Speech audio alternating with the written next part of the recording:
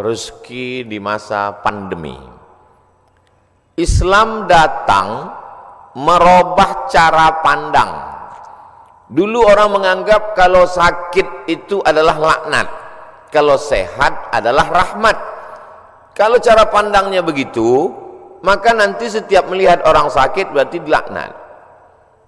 Ada orang rajin sholat, rajin puasa, rajin sedekah, selalu datang awal waktu, tiba-tiba sakit. Ente kok dilaknat Tuhan ya? Karena cara pandang dia salah. Kalau sehat rahmat, kalau sakit laknat. Datang Islam. Islam merubah cara pandang. Ma yusibul mu'min min nasabin wala wasabin wala saqamin wala syaukin yastakuha. Lemah, gundah gulana, galau, susah hati, sakit fisik, sampai duri yang menusuk tapak kaki. Sesungguhnya itu adalah cara Allah untuk menghapuskan dosa-dosa. Jadi cara pandang kita berubah, sehingga ketika orang sakit dia tidak merasa dirinya sedang terlaknat, tapi dia sedang merasa dirinya sedang diampuni Allah Subhanahu wa taala. Ketika saya sampaikan hadis ini, dipotong oleh jamaah bahwa sakit menghapuskan dosa, diupload di Instagram, di komen orang, saya tidak setuju dengan kata-kata Abdul Somad. Orangnya itu bukan kata-kata saya, itu hadis. Tapi memang melawan orang yang tidak paham itu menghabiskan energi. Ada orang yang tidak paham, kita kasih paham. Ada orang cari paham, kita beri paham. Tapi ada orang yang sengaja gagal paham, nah ini susah kita dibuatnya. Bahwa penyakit menghilangkan dosa itu adalah ungkapan Nabi Muhammad SAW merubah cara pandang kita. Begitu juga tentang rezeki. Ada uang, rezeki. Tidak ada uang, tidak ada rezeki. Maka kalau begitu cara pandang orang, nanti dia menganggap bahwa Allah Ta'ala tidak adil. Kenapa saya yang sholat, saya yang puasa sunat, saya yang zikir, saya yang rajin pengajian, tidak ada rezeki? Kenapa orang yang minum khamar, yang zina, yang mabuk, yang sakau, kenapa rezekinya banyak? Karena menurut definisi dia, uang adalah rezeki. Maka Islam datang. Apa itu rezeki? Kullu ma yuntafa'u bihi. Semua yang mendatangkan manfaat untuk akhirat kita, itulah rezeki. Uang tidak selamanya rezeki. Ada yang punya uang, dengan uang itu dia sakau, berarti bukan rezeki. Itu istidraj, azab yang tertunda. Ada orang dengan tidak punya uang itu justru dia jadi soleh. Ke masjidnya sampai 6 kali pas nggak ada uang. Subuh, zuhur, asar, maghrib, isya, duha, tahajud 7 kali. Berarti tidak punya uang, itulah rezekinya. Sekarang saya tanya, mau pilih yang mana? Rezeki dalam bentuk uang atau nggak punya uang? Itu namanya prank UAS. Kullu ma yuntafa'u bihi. Semua yang mendatangkan manfaat, bukan manfaat materialis, bukan manfaat kebendaan dunia, manfaat untuk akhirat kita, maka itulah rezeki. Jadi kalau kita membayangkan bahwa rezeki itu hanya emas, maka semua orang yang tidak punya emas berarti tidak dapat rezeki. Padahal anak adalah rezeki. Kenapa anak itu rezeki?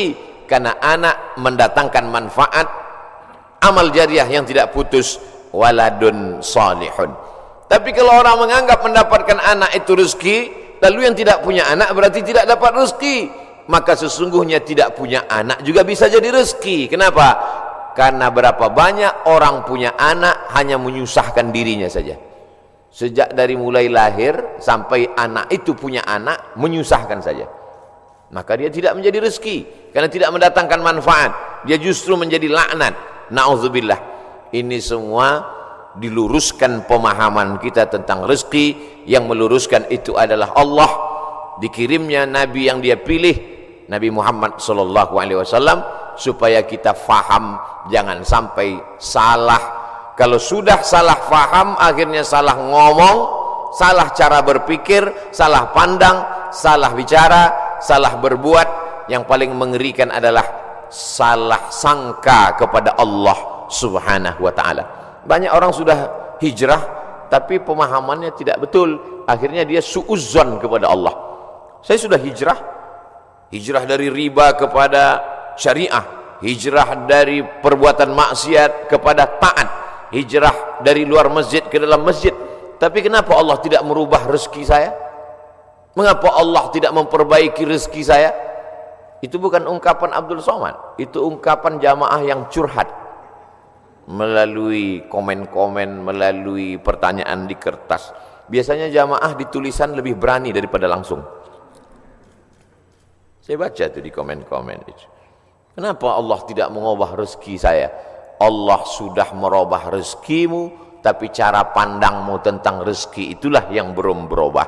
Kalau kita sudah merubah cara pandang kita, maka insya Allah segala yang kita terima itu adalah rezeki. Makanya orang-orang soleh itu ketika tampaknya dia nampaknya secara kasat mata, secara zahir kita lihat dia sepertinya kena musibah. Tapi justru ketika menerima itu dia berkata Alhamdulillah. Kenapa? Sakit dia, dengan sakit itu keluar dari mulutnya Alhamdulillah. Kok begitu Ustaz? Kenapa begitu Tuan Guru? Mengapa begitu Kiai? Kamu kan bukan sedang dapat mobil, bukan dapat duit, bukan dapat uang. Kenapa kamu bersyukur Alhamdulillah? Yuntafa'u bih. Karena dengan itu saya bisa berhenti sejenak mensyukuri sehat. Tapi biasanya orang kalau sedang sakit, hadis ini hilang, ayat ini hilang, ceramah ini hilang. Bahkan bukan yang mendengar subuh ini, yang ceramah pun hilang isi ceramahnya. Karena ceramah itu bisa hilang, itulah maka direkam dengan 3 kamera subuh ini. Ini rekaman ceramah ini bukan untuk jamaah, ini untuk yang ceramah. Supaya kalau nanti datang sesuatu yang tidak menyenangkan bagimu, hai Abdul Somad, kau supaya ingat bahwa itu pun sebenarnya rezeki. Kenapa? Yuntafa'u bih. Jadi keywordnya, kata kuncinya adalah bermanfaat dia atau tidak.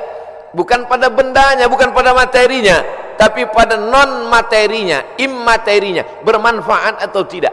Air minum yang ada di depan saya ini tidak selamanya menjadi rezeki kalau dia tidak bermanfaat. Tapi bagaimana kita tahu dia bermanfaat atau tidak kalau tidak kita minum? Ah, itu kan alasan Ustaz karena mau minum aja. Saudara yang dimuliakan Allah Subhanahu wa ta'ala, ada yang menyebabkan manusia ini menjadi tidak bersyukur.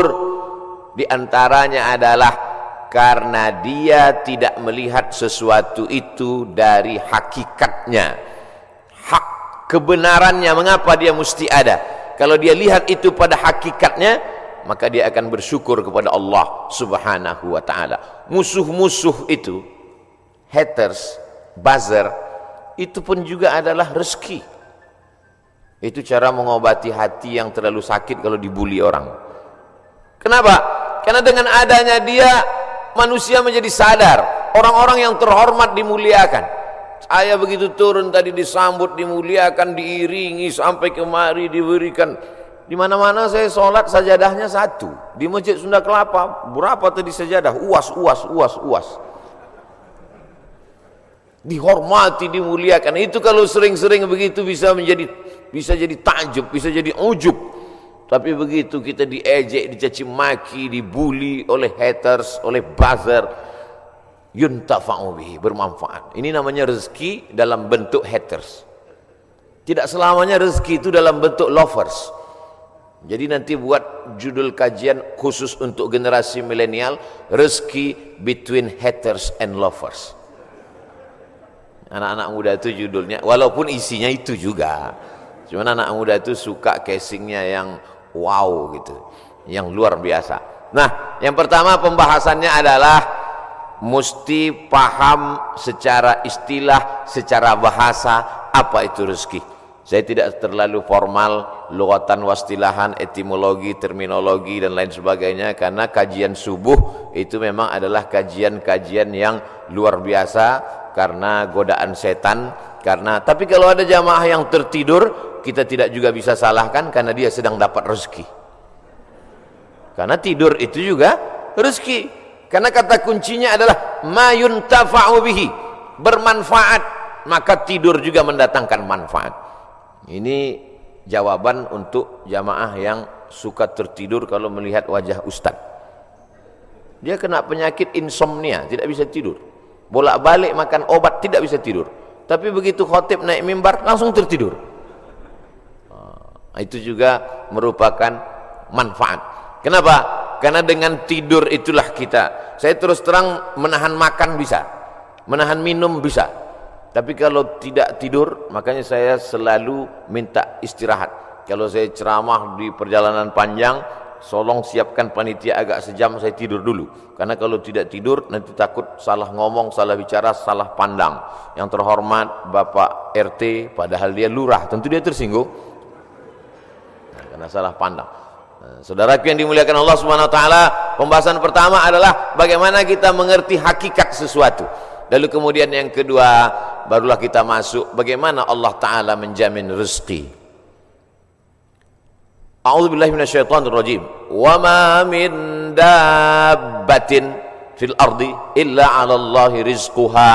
Semua yang melata di atas muka bumi Allah ini dijamin rezekinya. Semua yang melata, semua yang bergerak. Setelah diteliti oleh para ulama, dabbah artinya binatang, selalu diterjemahkan dabbah, dabbatul ardi, binatang yang berjalan di atas muka bumi ini dijamin Allah taala rezekinya. Kenapa disebutkan binatang? Kenapa tidak disebut wa ma min insanin, wa ma min nasin? Tidak ada manusia yang tidak dijamin rezekinya. Digunakan kata yang paling rendah, paling hina, paling kotor, binatang. Kalau binatang saja dijamin rezekinya, apalagi yang mulia. Karamna bani Adam ala katsirin minal khalqi wa faddalnahum tafdila. Di antara semua makhluk ini manusia yang paling mulia. Khalaqnal insana fi ahsani taqwim. Dari bentuk susunan fisiknya paling sempurna, dari bentuk keseimbangan antara akal dengan nafsunya juga sempurna. Ada yang satu ini nafsu aja, tak ada akal, binatang. Ada yang satu ini akal saja, tak ada nafsu, malaikat. Makanya kalau ada teman kita nafsu aja, tak ada akal, kita udah tahu dia sama geng mana. Maka paling sempurna bentuknya, keseimbangannya manusia.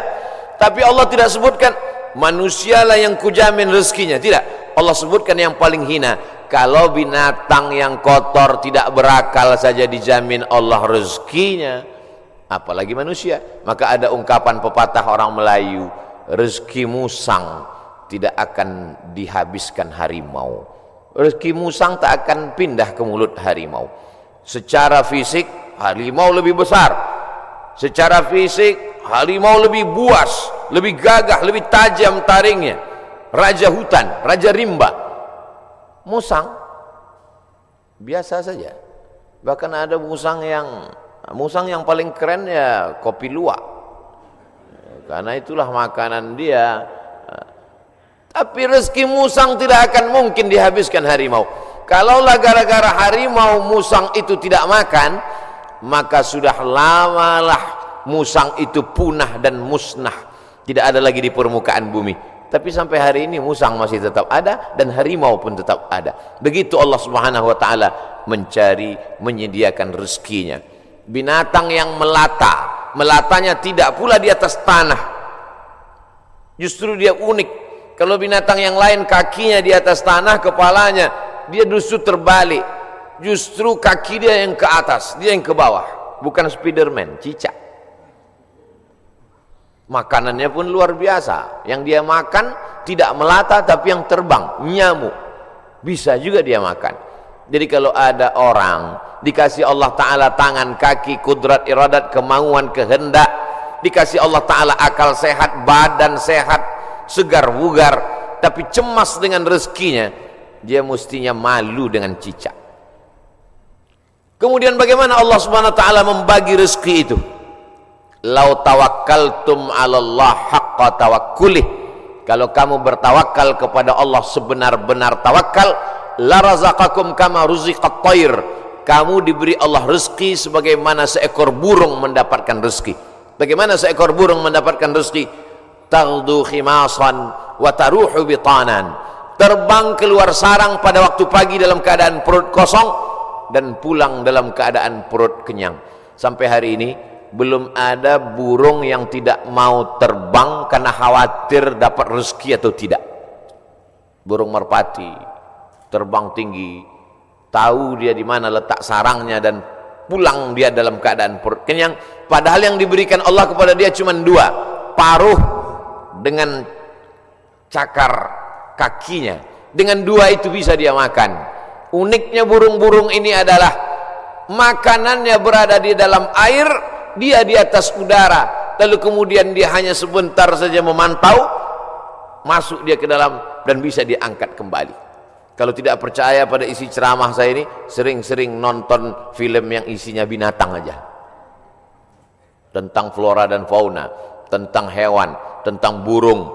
Aneh dan uniknya, yang menyuruh kita untuk mempelajari binatang hewan ini adalah Allah SWT. Tapi yang mempertontonkan kita, kameramennya sampai berbulan-bulan di dalam hutan untuk menampilkan, hanya memperlihatkan seekor burung bisa menangkap seekor ikan, untuk memperlihatkan bagaimana Allah membagi rezeki kepada kita.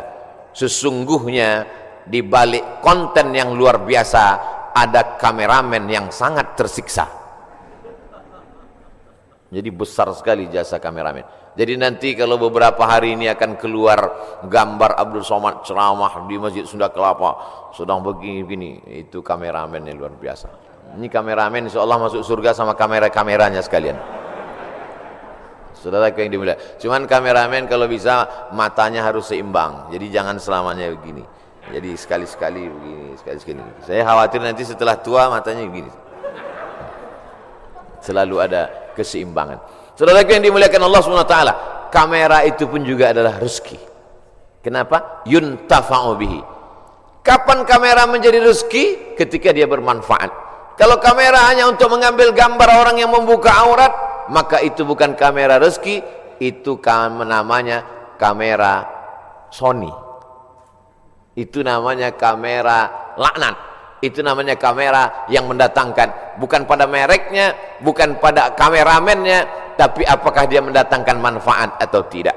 Begitu Allah SWT memberikan rezeki. Suatu ketika ada salah seorang dari wali-wali Allah, setelah mendengar ceramah Ustadz, bagaimana perjalanan Ustadz berdakwah, bagaimana perjuangan Ustadz, saya menganggap Ustadz salah seorang dari wali-wali Allah, kata jamaah. Mendengar itu saya, ente kok tahu? Saya ini wali murid. Kaedah kewalian, la ya'riful wali illal wali. Yang tahu bahwa itu wali adalah wali juga. Jadi kalau ada orang mengatakan, menurut saya Kiai Anu itu wali, berarti dia wali. Lalu siapa yang tahu bahwa dia wali? Kamu mengatakan Kiai itu wali? Iya. Terus yang ngangkat kamu jadi wali siapa? Saya sendiri, kata dia. Ini namanya buceri, bule ngecat rambut sendiri. Karena dia klaim saja ada seorang wali Allah. Seorang wali Allah ini berjalan, dalam perjalanan panjangnya dia melihat ada seorang wali Allah juga yang duduk di gurun pasir hanya berzikir. Lalu wali yang berjalan bertanya kepada wali yang duduk, kamu kenapa duduk dari tadi tidak cari rezeki? Kata wali yang duduk, apa kau tidak tahu firman Allah, wa ma min dabbatin fil ardi illa 'ala Allahi rizquha. Semua makhluk yang melata di atas muka bumi Allah, rezekinya sudah dijamin Allah. Percaya kau pada ayat ini? Percaya, aku wali Allah. Kalau percaya kepada ayat bahwa rezeki dijamin Allah, untuk apa lagi kita cari rezeki? Kalau kau tidak percaya bahwa rezeki dijamin Allah, lihatlah di atas pohon kurma itu ada seekor burung. Sejak telurnya menetas, sayapnya patah. Sayapnya patah, dia tidak bisa terbang, tapi dia tetap menjadi burung yang besar di atas pohon kurma. Kenapa? Kita lihat nanti. Tak lama terlihat datang burung lain membawakan makanan. Datang burung membawakan cacing, datang burung membawakan ikan. Naik ke atas pohon kurma yang di atasnya ada seekor burung yang patah sayap. Begitulah kalau Allah berkehendak, rezekinya dijamin Allah, dia tidak perlu terbang. Datang burung lain membawakan. Burung yang datang ini bukan ojek online. Burung lain datang membawakan tanpa perintah manusia. Allah memerintahkan hatinya. Oh, begitu. Ya. Lalu apa kata wali Allah yang berdiri kepada wali Allah yang duduk? Kenapa kau tidak amalkan sunnah al-yadul ulya khairum minal yadis sufla? Kenapa engkau tidak memilih menjadi burung yang mendatangkan cacing dan ikan? Kenapa justru memilih menjadi burung yang duduk menunggu makanan datang? Mendengar itu wali Allah yang duduk itu tegak berdiri dan dia mengatakan, kalau begitu aku lebih memilih ingin menjadi burung yang membawakan makanan, karena mengikut sunnah Rasulullah sallallahu alaihi wasallam, al-yadul ulya khairum minal yadis sufla, tangan di atas yang memberi lebih mulia daripada yang menerima. Artinya apa?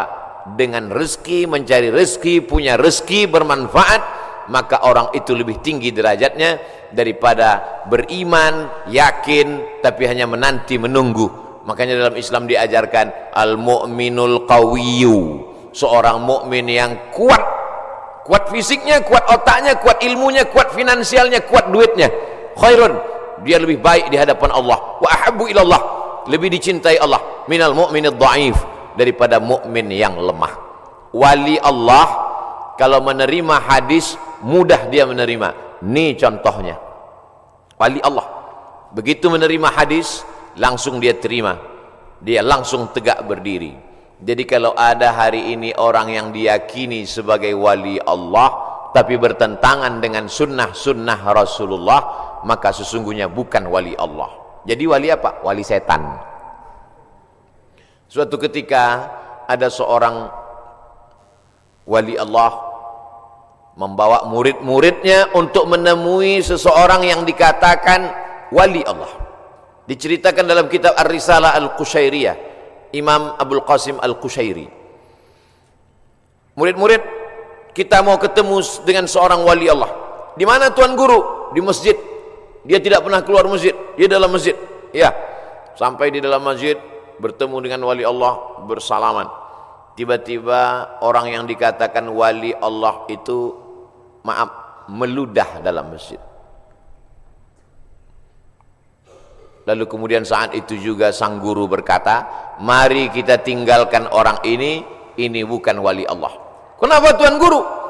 Dia banyak karamahnya, dia mulia. Karena dia meludah dalam masjid. Perbuatannya bertentangan dengan syariat, bertentangan dengan sunnah Rasulullah SAW. Karena bumi yang paling mulia adalah masjid, meludah dalam masjid adalah menghinakan masjid, maka perbuatannya sudah menjatuhkan kedudukan dirinya di hadapan Allah karena bertentangan dengan sunnah Rasulullah sallallahu alaihi wasallam. Jadi mudah saja standar hidup ini, ikuti saja sesuai dengan ketentuan yang dibawa oleh syariat Nabi Muhammad sallallahu alaihi wasallam, termasuk dalam hal mencari rezeki ini. Kalau dia ikuti sunnah Rasulullah dengan cara yang halal, maka itu berarti dia adalah termasuk umat Muhammad sallallahu alaihi wasallam. Dia kaya Pak Ustadz, mobilnya mewah, mahal, rumahnya megah, hebat, tapi tidak pernah keluar rumah cari rezeki. Jangan-jangan punya babi ngepet, jangan-jangan tuyulnya 3 kontainer. Nahnu nahkumu bizawahir, kita menghukum orang itu dengan melihat zahirnya. Yang tahu batinnya hanya Allah Subhanahu wa taala. Wallahu yatawallas sarair. Ini pembahasan tentang rezeki.